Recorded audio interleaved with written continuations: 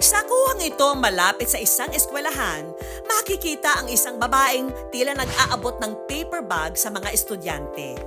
Ano kaya ang laman nito? Ang larawang ito ipinadala ng isa nating kapuso sa ating Good News Facebook page. Operation Kabutihan pa rin tayo sa ating Good News Movement. Ihanda na ang mga kamera at abangan ang mga mabubuting gawa. Kapag may nangailangan, tulungan.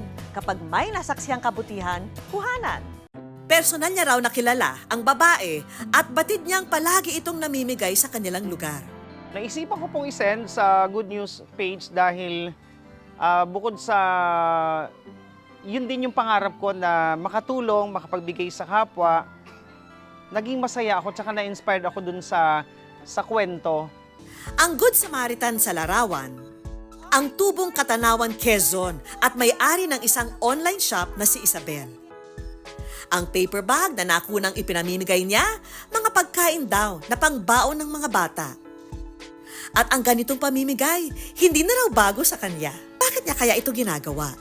Mas masarap kasi sa pakiramdam yung kahit papaano ay tumutulong ka sa abot ng makakaya mo, yung kahit konting bagay lang ay malaki na sa kanila.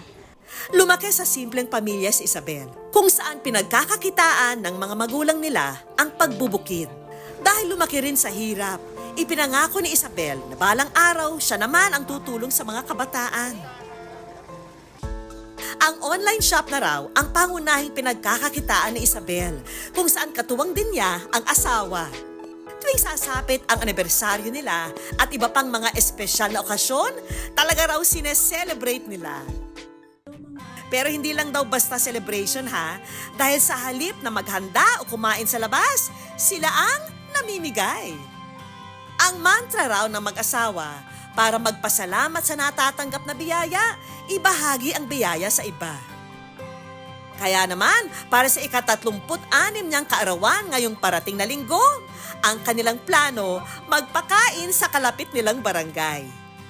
At dahil may kinakaharap silang krisis sa pangingisda ngayon, dito sa Barangay 7 naisipan ni na Isabel na mamigay. Konting tulong na rin sa mga magulang na hikahos sa buhay. Maalon, kaya po kahit papaano, magbibigay po kami ng kaunting pamatid gutom sa kanila at sa mga bata po ay kaunting laruan. Matapos lutuin ang sopas na kanilang ipamimigay, dumiretso na si Isabel at ang kanyang pamilya sa Barangay 7. Ang mga kabataan ng barangay excited na sa kanilang munting paalmusal.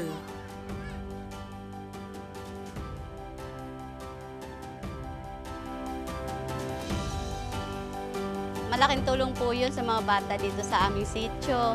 Nakakain po silang lahat. Lalong-lalo na po yung anak ko at saka mga apo ko. Tuwan-tuwa po sila, busog na busog daw po sila. Yung po nga po kayo na nag-aiyak po. Ay nga po, dinala ko dito, tiningi po sa inyo ng pagkain. Tumigil po sila pag-iyak. Sige po, laba ko. Salamat po sa inyo at yung anak ko, apo ko po nalibang. Hindi na po nag-iyak at siguro pinabusog sa inyong binigay. But wait, there's more! Sina Isabel, may paalmusal na, may paregalo pa.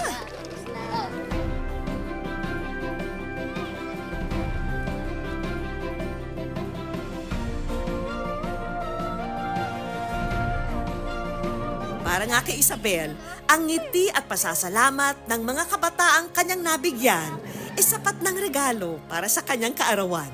So, gagawin namin to hanggat malakas kami, bibiyayan kami ng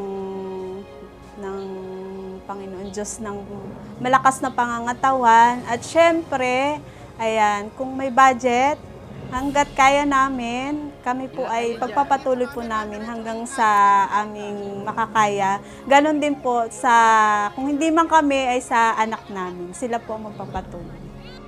Happy po kami. Salamat po. Share your blessings, ika nga. Wala sa liit o sa laki o sa presyo ng ibabahagi. Dahil anumang simpleng biyaya, kapag naibahagi sa iba, makapagdadala ng ngiti sa kanilang mga mukha.